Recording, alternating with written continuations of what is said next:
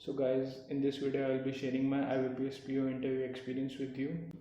मेरा जो इंटरव्यू था वो 24 Feb को चंडीगढ़ में था, Punjab national bank zonal office में।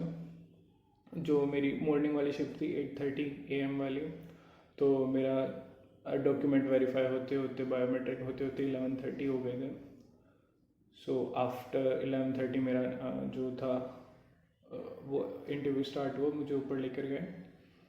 तो I was the third person, मेरे से पहले दो बंदों का हो गया था। तो जब मेरा इंटरव्यू स्टार्ट हुआ तो दे कॉल्ड मी कि हिमांशु को अंदर कीजिए। तो मैं अंदर गया। जैसे मैंने एंट्री करी, वहाँ पे 5 पैनल मेंबर्स थे, 4 मेल और 1 फीमेल। मैंने सबको ग्रीट किया। I said good morning sir, good morning ma'am, and they yeah good morning Himanshu, please have a seat. उन्होंने कहा ऐसा, तो मैं जाके वहाँ बैठा। तो उन्होंने मुझसे पूछा कि आपने अपनी ग्रेजुएशन कब करी, 2020 में? फिर उसके बाद आपने कहीं कोई जॉब वगैरह की? तो मैंने कहा नो सर, मैंने अपनी प्रिपरेशन स्टार्ट कर दी थी आफ्टर माई ग्रेजुएशन। तो उन्होंने मुझसे पूछा कि give us a brief introduction about you. तो मैंने उनको बताया अपना नाम, मेरी एज, कहाँ से मैं बिलोंग करता हूँ, और मेरी ग्रेजुएशन किस में, मैं इलेक्ट्रिकल इंजीनियर हूँ NIT कुरुक्षेत्र से। तो मैंने वो सब बताया उन्हें। फिर उसके बाद मैंने अपने फैमिली के बारे में बताया, मेरे पेरेंट्स क्या करते हैं, और उसके बाद मैंने अपनी हॉबीज़ बताई। हॉबीज़ में मैंने बताया कि I love watching and playing cricket, तो क्रिकेट था मेरी हॉबी। आफ्टर इंट्रोडक्शन जो सेकंड पैनल मेंबर ने मुझसे क्वेश्चन पूछा कि आपने इलेक्ट्रिकल इंजीनियरिंग की हुई है, आप ऐसी 2 चीज़ें बताइए जो आपने 4 साल में वहाँ सीखी। तो मैंने उसका आंसर देते हुए कहा कि सर, जो हमारे हाउस होल्ड में इलेक्ट्रिसिटी आती है, हाउ दे कम, कहाँ से वो जनरेट होती है और वो कैसे कैसे हमारे हाउसेज में आती है। तो ही वॉज लाइक सेटिस्फाइड कि हाँ ठीक है। फिर उन्होंने अपना नेक्स्ट क्वेश्चन जो अगले पैनल मेंबर ने मुझसे पूछा, उनके से सीरीज में बैठे हुए थे, तो वो सर्कल में ऐसे क्वेश्चन जा रहा था। तो जो थर्ड पैनल मेंबर थे वो भी मेल थे, उनने क्वेश्चन पूछा कि अच्छा आपने बताया कि आपको स्पोर्ट्स पसंद है। तो मैंने कहा सर क्रिकेट पसंद है मुझे। तो उन्होंने कहा उसके अलावा कोई स्पोर्ट्स आपको अच्छा लगता है? तो मैंने कहा sir basketball, I like playing basketball as well. तो उन्होंने कहा अच्छा आप लॉन टेनिस के बारे में क्या जानते हैं? मैंने कहा सर लॉन टेनिस तो बेसिक पता है मुझे, रूल्स वगैरह क्या होते हैं क्या नहीं। तो उन्होंने मुझसे एक क्वेश्चन पूछा, अच्छा करंटली कौन नंबर 1 टेनिस प्लेयर चल रहा है?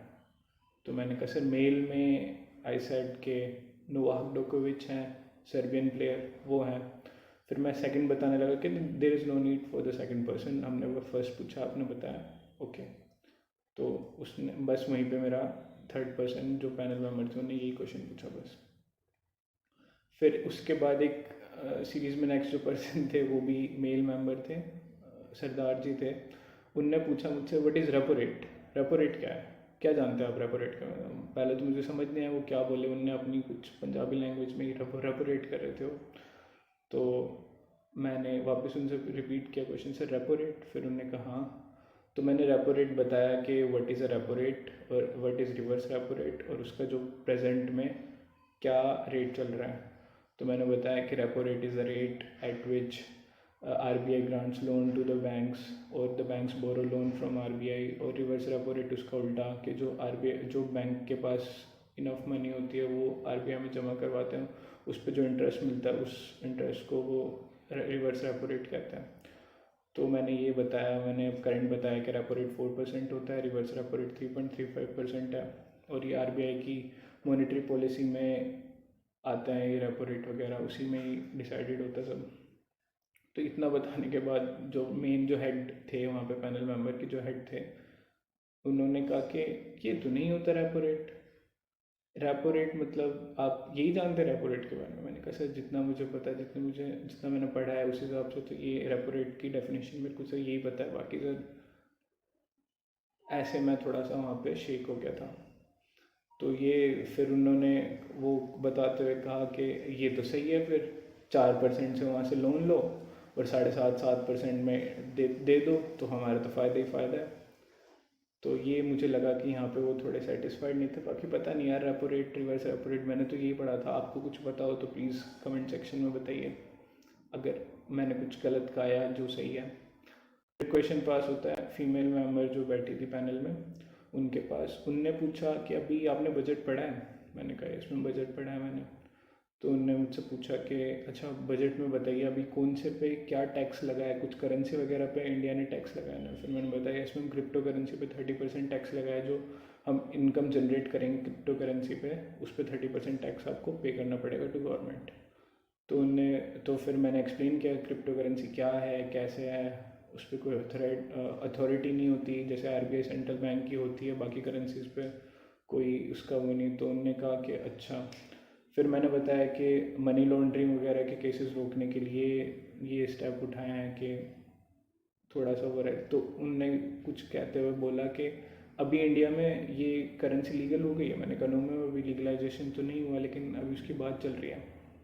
तो ये फर्स्ट स्टेप है क्रिप्टो करेंसी के टूवर्ड्स क्रिप्टो करेंसी के आपको 30% टैक्स देना पड़ेगा।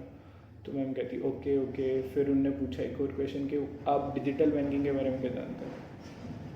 फिर मैंने उनको डिजिटल बैंकिंग एक्सप्लेन करी कि मोबाइल के थ्रू जो सर्विसेज आप अवेल कर सकते हो बैंकिंग की, आपको मेन ब्रांच में या आपको फिज़िकली वहाँ जाने की ज़रूरत नहीं है। आप अपने through your mobile you can avail the services of banking. और जो भी लोन्स वगैरह होते हैं आजकल, गोल्ड लोन वगैरह सब मोबाइल बैंकिंग के थ्रू हो जाते हैं। तो मैंने उनको ये सब बताया। तो शी वॉज लाइक ओके। फिर पैनल सर जो हेड थे उनको क्वेश्चन का मतलब उनकी तरफ इशारा किया। तो सर ने क्वेश्चन पूछा अच्छा आपने इलेक्ट्रिकल इंजीनियरिंग की है तो बताइए कि अभी कौन कौन सी कैसे जनरेट होती है, कौन कौन से फॉर्म्स होते हैं जनरेशन के। तो मैंने उनको सारे फॉर्म्स बताए कि भाई सोलर होती है, सोलर एनर्जी होती है, हाइड्रो इलेक्ट्रिक पावर प्लांट्स होते हैं, थर्मल पावर प्लांट्स होते हैं, विंड एनर्जी होती है। फिर मैं न्यूक्लियर भूल गया था, एकदम 4 बताया मैंने, न्यूक्लियर भूल गया। तो उन्होंने कहा एक और है आप भूल रहे हैं जो आप भूल गए। तो मैंने कहा सर अभी तो मैं रिकॉल नहीं कर पा रहा। तो उनने बताया कि न्यूक्लियर। मैंने कहा यस सर न्यूक्लियर है। फिर कहते हैं अभी न्यूक्लियर की क्या कैपेसिटी चल रही है अपने इंडिया में, क्या कितनी कैपेसिटी है न्यूक्लियर पावर प्लांट की, न्यूक्लियर जो पावर जनरेट होती है। तो मैंने कहीं पढ़ा था तो 6000 समथिंग मेगावाट थी। तो मैंने उनको बताया।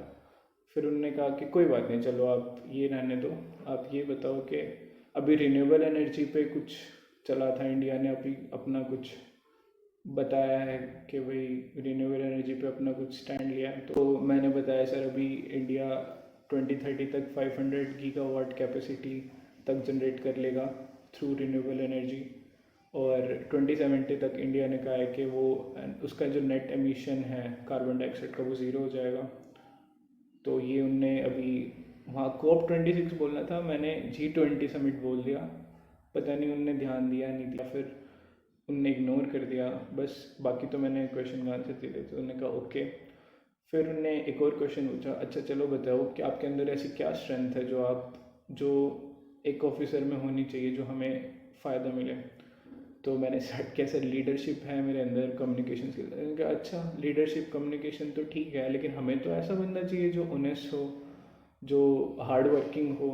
मैंने कहा सर वो तो है, वो एक अच्छी ट्रेट है एक ऑफिसर की होनी चाहिए, but someday you become a manager as well, after few years you will become a manager। तो वहाँ पे आप एक अच्छे, आपकी लीडरशिप स्किल होनी चाहिए, आपको कम्युनिकेशन होना चाहिए, ताकि आप अपने कस्टमर या फिर अपने एम्प्लॉयज़ से अच्छे से कम्युनिकेट कर सकें, उन्हें बता सकें।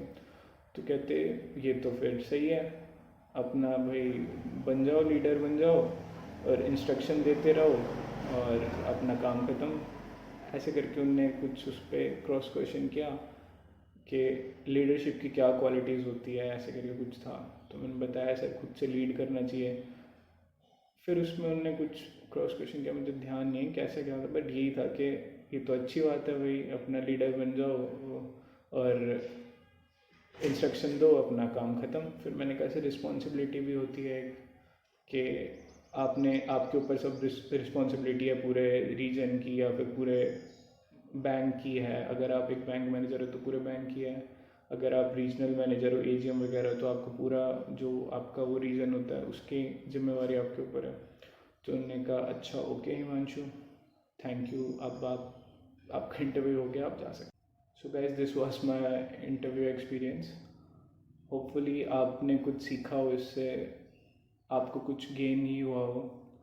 बाकी मुझे ज़्यादा अच्छा भी नहीं लगा, ज़्यादा बुरा भी नहीं लगा। कुछ पैनल मेंबर सेटिस्फाइड थे, कुछ नहीं भी। तो ओवरऑल ठीक ठाक था, ना ज़्यादा अच्छा ना ज़्यादा बुरा। तो लेट्स सी क्या रहता है रिज़ल्ट 1 अप्रैल को। और अगर आपका इंटरव्यू है तो ज़्यादा ना नर्वस होने की ज़रूरत नहीं है। वहाँ पे सिर्फ आपका प्रेजेंस ऑफ माइंड जो होता है ना, वही काम आएगा। वहाँ पे आपका कोई नॉलेज इतनी चेक नहीं करेगा, लेकिन आप जिस टाइप से क्वेश्चन के आंसर दे रहे हो, जिसका इंटरव्यू है अभी। और मेरी तो सिर्फ यही एक एडवाइस होगी कि आप नर्वस ना हो ज़्यादा। वहाँ पे नॉलेज चेक इतनी नहीं होगी। अगर आपको नहीं कोई क्वेश्चन आता तो आप सीधे सीधे कहे कि नहीं आता आपको। तो वहाँ पे आपकी ना नॉलेज चेक नहीं हो रही, वहाँ पे आपकी पर्सनैलिटी को जज कर रहे हो कि आप एक ऑफिसर के लायक हैं कि नहीं है, आपके अंदर वो क्वालिटीज़ है कि नहीं है।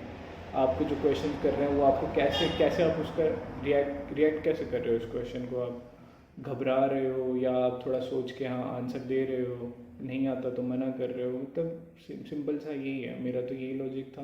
मैं भी ऐसे ही घबरा रहा था पहले कि यार पता नहीं क्या पूछ लेंगे क्या नहीं करेंगे, लेकिन ठीक था मेरा एक्सपीरियंस। तो यही मेरी एडवाइस है कि भाई नर्वस ना हो, ज़्यादा नॉलेज के पीछे ना भागे। अगर आपको बेसिक भी पता है तो वो कहेंगे ठीक है, लेकिन आपकी वहाँ पर्सनैलिटी चेक होगी, तो उस पर आप अपना ध्यान दें। आपके बोलने का तरीका, आप कैसे रिएक्ट कर रहे हैं वहाँ पे, वो सब प्रेजेंस ऑफ माइंड होना बहुत ज़रूरी है उस time. All for today, thank you for watching this video.